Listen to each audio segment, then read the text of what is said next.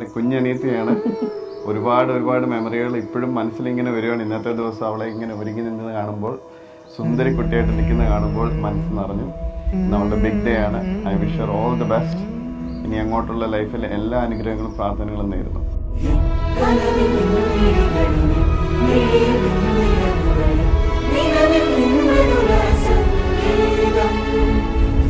ശ്രുതിയിൽ